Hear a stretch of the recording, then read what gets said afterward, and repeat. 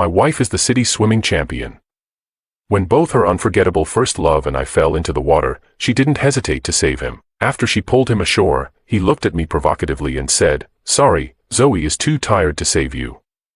You'll have to figure out how to get out on your own." I struggled in the water, and my wife Zoe looked at me with disdain. "You must have pushed Anthony, otherwise, how could he have fallen into the water?" I ran out of strength and started to sink. Zoe, however, panicked. Chapter 1. Help! Help! Anthony and I called for help loudly, but my wife didn't even look at me. She jumped into the water and swam straight toward Anthony as if she hadn't seen me at all. "Anthony, are you okay?" I watched Zoe's back, wanting to call for help, but the river water rushed into my mouth and nose, filling them instantly. The cold river water submerged me, and I watched in despair as Zoe saved Anthony and brought him to the shore. Anthony looked at me with a challenging gaze. "Sorry, Zoe is too tired to save you. You'll have to figure out how to get out on your own." I wanted to say something but could only look in despair, unable to utter a word. Gradually, I sank, until a swimmer saw me and brought me to shore. I coughed up water like a dying fish. Meanwhile, Zoe was busy drying Anthony's head with a towel, not even looking at me. It was only after she finished that she looked down at me with disdain. "You must have pushed Anthony, otherwise, how could he have fallen into the water? Don't you know Anthony is afraid of water? Why would you do such a disgusting thing?" Anthony stopped her. "It's okay, Zoe, don't be angry. I think William didn't do it on purpose. It's just that I was too close to you, and he felt uncomfortable. It's always like this, just a few words to seal my fate. No matter what happens, Zoe always unconditionally believes Anthony's slander and provocation against me, just because he is her unforgettable first love from high school. William, you're disgusting. You should have drowned just now. You're uncomfortable, so you want to kill someone. If I hadn't been here today, the consequences would have been unthinkable. Struggling underwater had drained all my energy. I couldn't even move my mouth to argue with her. The onlookers pointed at us as if watching a hilarious joke. I should have, as usual, defended myself the moment Anthony slandered me. If Zoe didn't believe me, I would bow my head, admit my fault, and apologize to both of them, taking the blame. But just now, in the throes of a desperate struggle, I suddenly figured it out. Apart from life and death, nothing else matters. Having already stepped one foot into the gates of hell, why should I care whether she divorces me or quarrels with me? You two really are a perfect match. One dares to say it, and the other dares to believe it. I struggled to sit up and looked at them. Zoe's face turned black immediately. "William, what do you mean? At this point, you still doubt our relationship? I've already told you we're just friends. Can't you stop making trouble? Think about it yourself." With that, Zoe took Anthony and turned back to the hotel, leaving me alone by the river. In 3 years of marriage, I've often heard this sentence. Whenever I didn't go along with her wishes or couldn't stand her and Anthony, she would leave me with these words, and I would always go to her to apologize as if I were in the wrong. Looking at it now, I realize I was the one who wasn't thinking clearly. A wife who can disregard my life isn't worth cherishing. Chapter 2. Because I was soaked in the cold river water for too long, I developed a high fever the next day and stayed in the hotel for an entire day. But my fever was too severe, and since I was unfamiliar with this city, and only here with Zoe and Anthony, there was no one to take care of me. After some thought, I struggled to call Zoe. The moment the call connected, loud DJ music blasted through my ears. It was obvious Zoe and Anthony were at a club, and when she saw my call, Zoe's annoyed voice came through. "William, why are you calling? Don't you know we have our own things to do?" I held back my temper and spoke kindly. "Zoe, I'm sick. Could you please buy me some fever medicine and bring it to me?" Before I could finish, the call was abruptly cut off. I was stunned, unwilling to believe Zoe had hung up on me intentionally, so I called again. This time, her voice was even more impatient. "William, can you stop bothering me? Do you think pretending to be sick will fool me? Isn't it just because you don't want me to have fun with Anthony? Let me tell you, William, stop making a fuss. We came here for work and we're just relaxing a bit now. Don't make trouble." A torrent of words flooded my brain, making my fevered mind even more muddled. It took me a moment to process what she meant. Zoe thought I was pretending to be sick. I collapsed back onto the bed, my consciousness growing even hazier. Just then, the phone rang again. I still held out hope that it was Zoe having a change of heart, but it was a college friend. "William, I saw your social media. You're in the city too, right? Want to grab dinner?" It took me a moment to recognize Jessica's voice. She was my best friend during college, but after graduation, we gradually lost touch. With a hoarse voice, I replied, "Jessica, could you buy me some fever medicine? I'll send you the address." In less than half an hour, Jessica arrived at my room. I got up from the bed to open the door. Jessica walked in and asked, "I thought your wife was here too. Why isn't she taking care of you?" I smiled bitterly. "She's out partying. We came to this city for a project Zoe was working on. That's her job, and I didn't mind, but Anthony decided to come too, saying he wanted to sightsee. I couldn't let him come alone with my wife, so I tagged along. But Zoe hadn't been kind to me the entire trip. Not only did we not share a room, but she also kept ordering me around." Jessica was speechless for a moment. After giving me the medicine, she went down to the supermarket to buy fever patches. Unfortunately, on her way back, she ran into Zoe and Anthony. For convenience, I had given Jessica my room card, but Zoe, upon seeing her, assumed she was a mistress. With a look of having caught someone in the act, she kicked open the door and started arguing with Jessica. "I've told you many times, I'm William's college friend, believe it or not. What's a college friend doing in William's room in the middle of the night? You're just a shameless mistress." Jessica, always straightforward, prepared to confront her. Chapter 3. Jessica, wait a moment. I stood at the door, holding onto the wall, my body swaying. "Zoe, I told you I was sick. If you wouldn't buy me medicine, I had to ask my friend. What madness is this now?" I knew I must look very weak, so Zoe didn't doubt that I was truly sick. Her aggressive demeanor immediately softened. "Why didn't you explain earlier? If you had made it clear, I would have come back sooner." Jessica rolled her eyes, crossing her arms and looking at Zoe. "Lady, weren't you busy partying with your lover? Even if he told you, would you have believed him?" Zoe glared at her. "Who are you calling a lover?" "William, I told you that Anthony and I are here for work.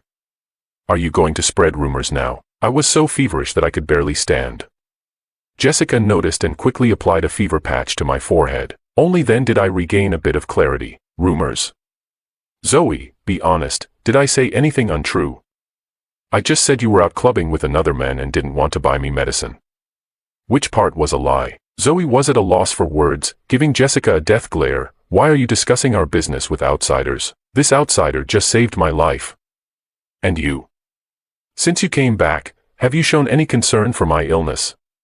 All you do is argue." Zoe fell silent, but Anthony, who had been listening, stepped in. "Who said Zoe doesn't care about you? We came back within half an hour after your call, didn't we?" Jessica glanced at the bags in their hands. "I've been to that club. It closes at 2 a.m. If it hadn't, you would have stayed all night, right?" Zoe and Anthony both fell silent. I looked at Jessica. "Thank you so much today. It's late, and it's not safe for you to go back alone. I'll pay for a room here at the hotel for you, and you can leave tomorrow." Jessica shook her head. "No need, my brother is coming to pick me up. William, take care of yourself and don't let some shameless people take advantage of you." She glanced pointedly in Zoe's direction. Zoe immediately got angry. "Who are you calling shameless?" "Whoever gets angry is who I'm calling shameless. Do you dare?" Seeing that they were about to argue again, and with many neighbors opening their doors to watch, I shouted, "Enough, Zoe, aren't you embarrassed?" With that, I slammed the door, cutting off all sound. I was sick for 3 days, during which Zoe and Anthony went out alone every day to work, but I no longer cared. On the 4th day, once I had fully recovered, I decided to help Zoe and Anthony finish their project survey as soon as possible.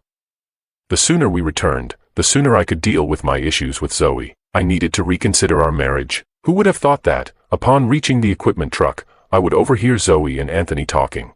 On a whim, I turned on the recorder, feeling that I might capture something important. "What should we do? This equipment is broken." That was Zoe's voice. "This equipment costs over $1 million.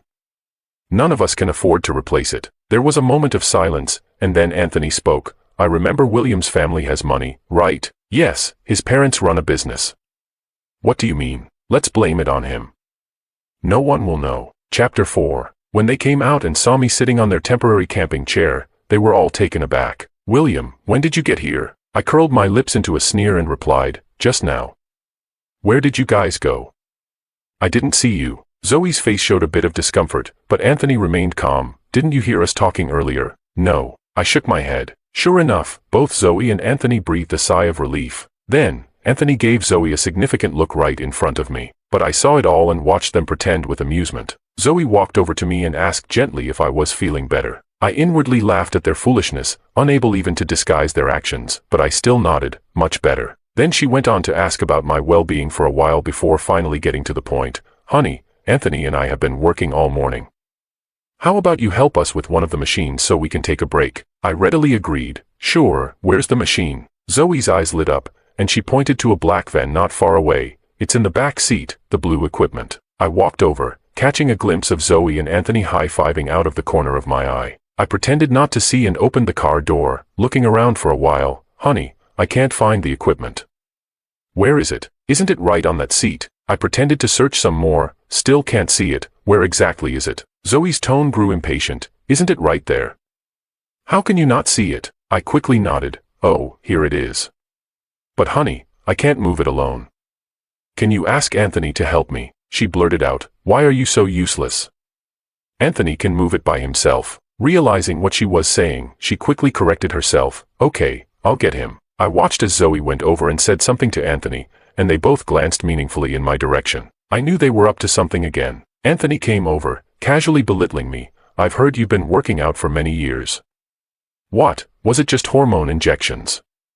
You can't even lift a small piece of equipment. I've been sick, my strength hasn't recovered. I didn't bother arguing with him and followed Anthony to lift the equipment together. There was a cunning glint in his eyes, clearly scheming something. I held the equipment steadily. I could easily carry 2 of these by myself. After all, I usually lift weights 2 to 3 times heavier at the gym, but I couldn't reveal that. Sure enough, after a few steps, Anthony suddenly exclaimed, William, hold this for a moment, I need to tie my shoelace. Without waiting for a response, he let go of the equipment. I quickly said, Anthony, hurry up, I can't hold this for long. The more I urged him, the slower he moved, telling me not to worry. I pretended to struggle, calling out several more times. Anthony, seeing that I still hadn't dropped it, couldn't stall tying his shoelace any longer and reluctantly got up. I then said, I need to tie my shoelace too. Anthony, you hold it. With that, I let go and crouched down. Anthony, having crouched for a while, suddenly stood up and felt momentarily dizzy, thinking he could handle it. He didn't pay much attention. In that moment of inattention,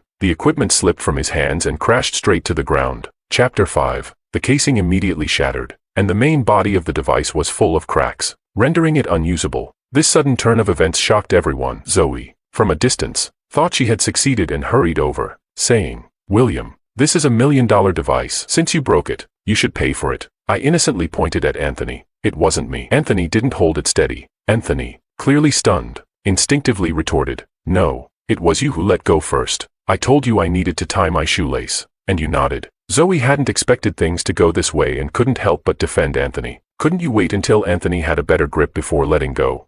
But Anthony did the same thing just now. He said he needed to tie his shoelace and suddenly let go without warning. If I hadn't held it steady, the one in trouble might have been me. Anthony, finally realizing, looked at me with reddened eyes. William, you did it on purpose. You pretended you couldn't hold it just to frame me. Why would I frame you? Are you suggesting that the machine was already broken, and I schemed to make you take the blame?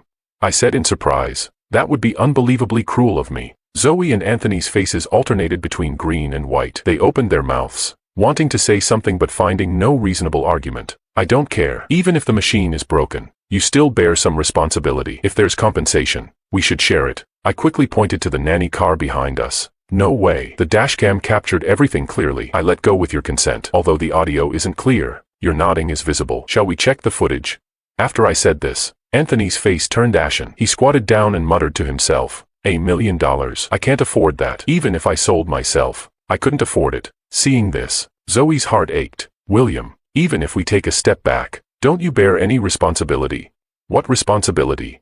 Even if I take 10,000 steps back, I have no responsibility. Seeing that she couldn't argue with me, Zoe glared at me and hurried to comfort the squatting Anthony. All right, you two think about how to compensate. I've got something to do and need to go. Leaving them with this, I turned and drove straight to the city bank. After verifying my identity at the bank, I was ushered into the VIP room. I wasn't there to withdraw money for Anthony. On the contrary, I was there to prevent that from happening. Mr. Sue, what business would you like to conduct today?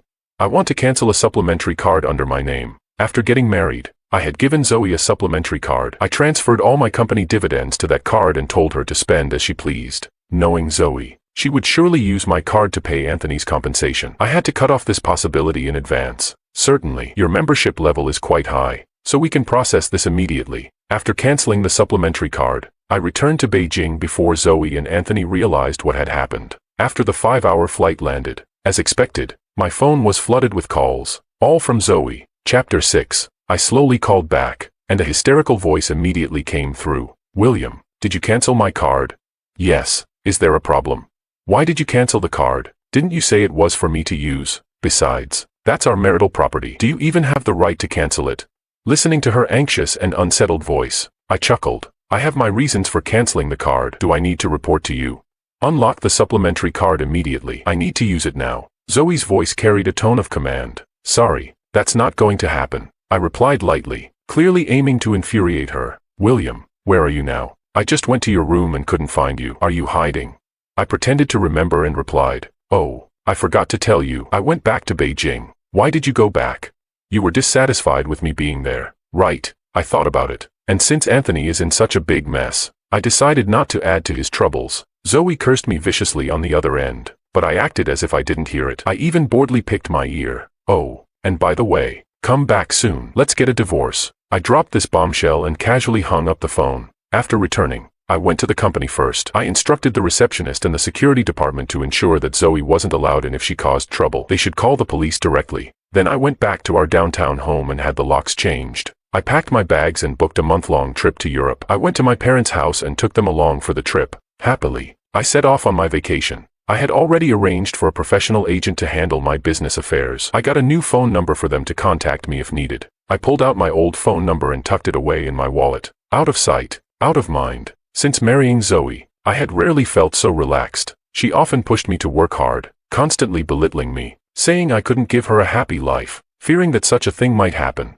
I worked like crazy. As the boss, I arrived at work earlier than everyone and left later than anyone. For the past 3 years, my nerves had been taut like a string, never relaxing. Breathing in the moist air of an unknown European town, I felt my body and mind unwinding. Looking back, I couldn't believe how I had survived those days. After a comfortable month-long trip with my parents, I boarded the plane back home. My parents seemed to sense that there were problems in my marriage with Zoe, hence the vacation, but no one dared to ask, fearing it would upset me. I had once loved Zoe so much, to the point where I wouldn't marry anyone but her in this lifetime. I didn't explain to my parents. They were old, and getting upset wasn't good for them. I decided to handle my problems on my own. After returning home, I reinserted the phone card that had been dormant for a month. As expected, as soon as I inserted it, a flood of calls and messages poured in. In fact, Zoe had bombarded my social media accounts, but I had blocked her everywhere, which gave me some peace. I didn't even bother to read the hundreds of messages. I just called Zoe. When are we getting a divorce?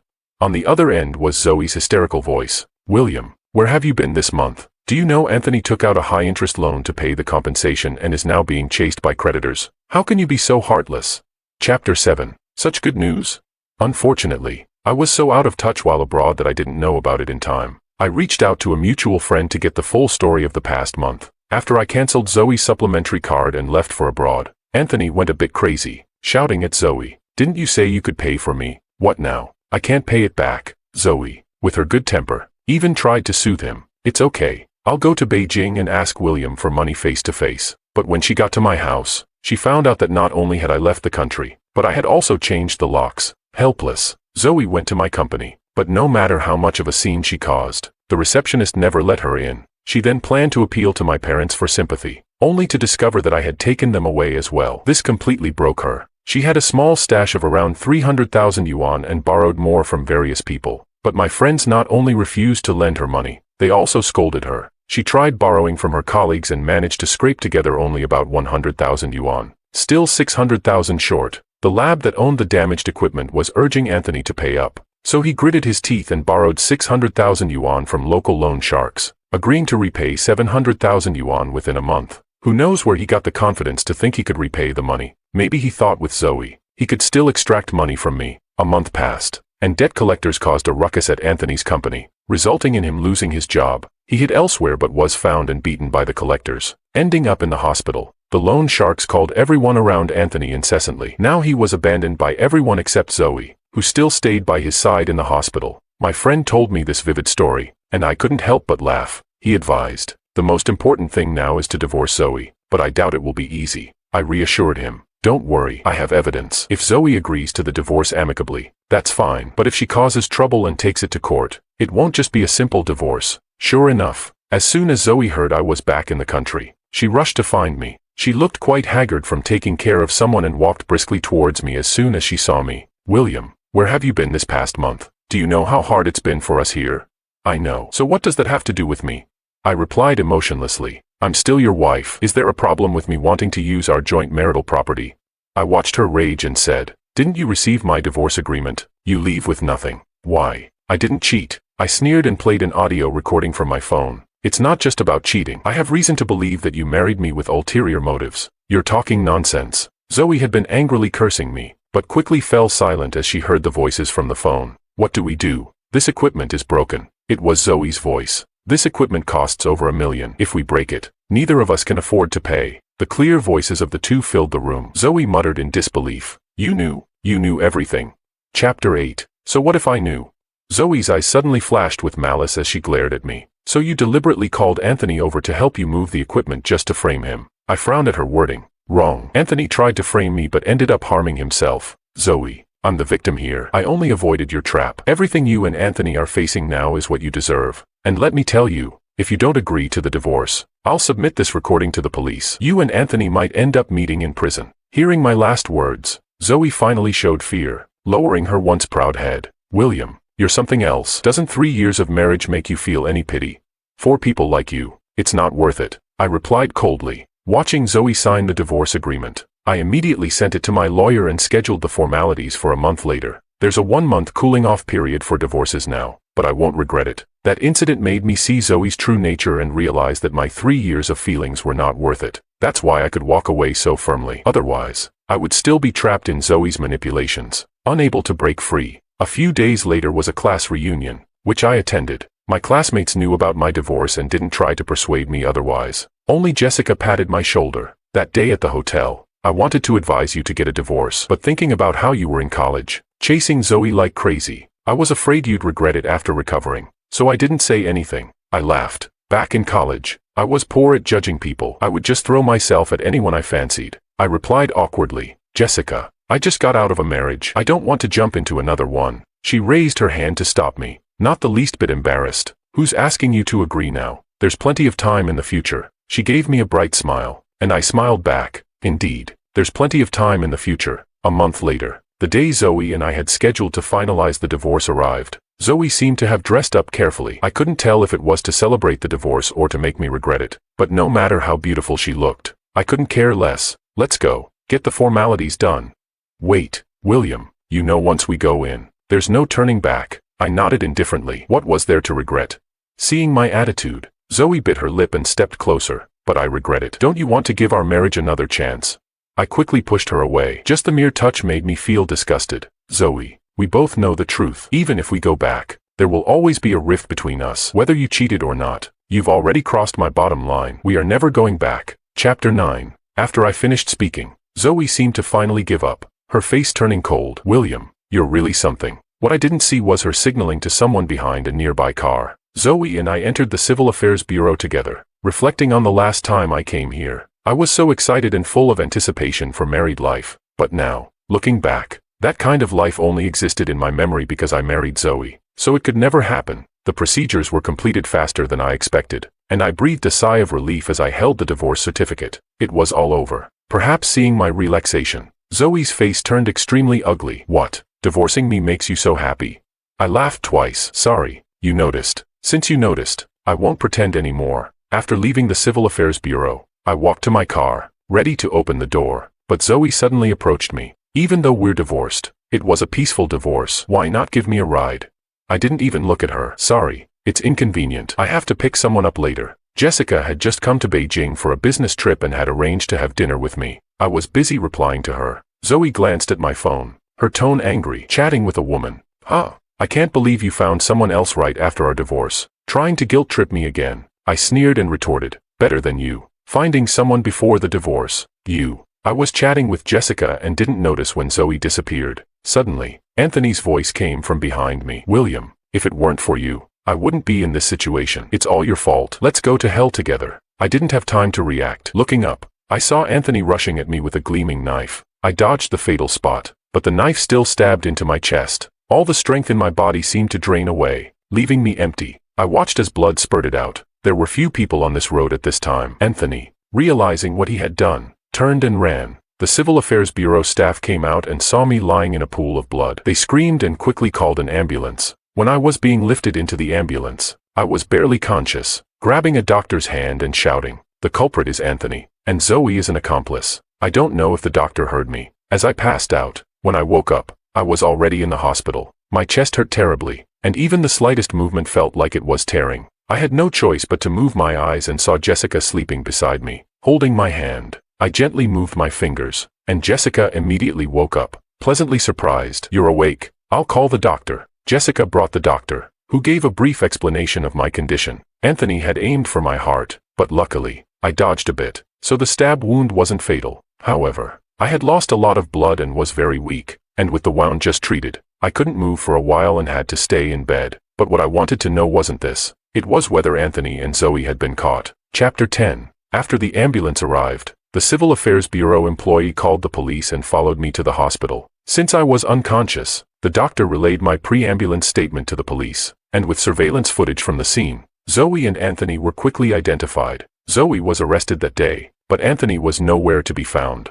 The police found evidence of Zoe conspiring to harm me in her phone, proving her complicity. Now, the police were conducting a citywide search for Anthony. I nodded to show my understanding. I never expected Anthony would actually dare to stab me in public. It seemed he was ready to risk everything. Reflecting on it, I was relieved I had dodged the critical spot. Otherwise, if Anthony had succeeded, it would have been a terrible loss. Zoe's parents came to the hospital with fruit to plead with me. Even though I had been their son-in-law for 3 years, I still remembered how they had tried to exploit me for money. Zoe's mother sat by my bed and glanced at Jessica, who was peeling an apple. "Could the nurse step out? We have something to say." "Auntie, you can speak freely. This is my girlfriend." Jessica's eyes lit up as she looked at me. I nodded at her, while Zoe's mother looked displeased. "You found a girlfriend right after divorcing Zoe. Were you seeing her before the divorce?"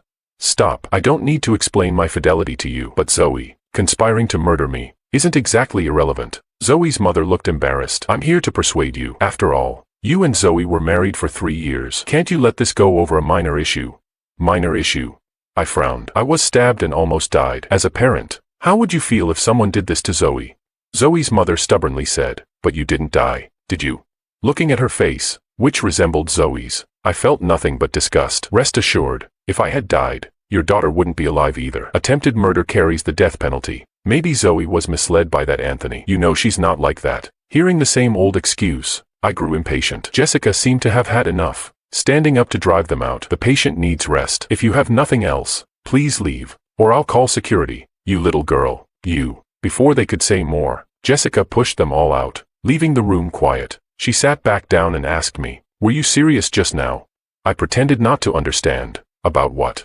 "About me being your girlfriend." I covered myself with the blanket. "I don't say things lightly. Whatever I say reflects what I'm truly thinking." A week later, Anthony was caught on a boat trying to smuggle himself out of the country. He had planned to escape abroad but was caught during a crackdown on smuggling. In court, Anthony and Zoe pointed fingers at each other, each claiming the other was the mastermind and that they were the victim. Ultimately, the evidence showed that the idea to harm me originated with Anthony. With solid evidence, the court sentenced Anthony to life imprisonment for attempted murder. Zoe, as an accomplice, was sentenced to 10 years. Zoe's parents spent all their money and pulled every string they could to reduce her sentence, but to no avail. They all received the punishment they deserved.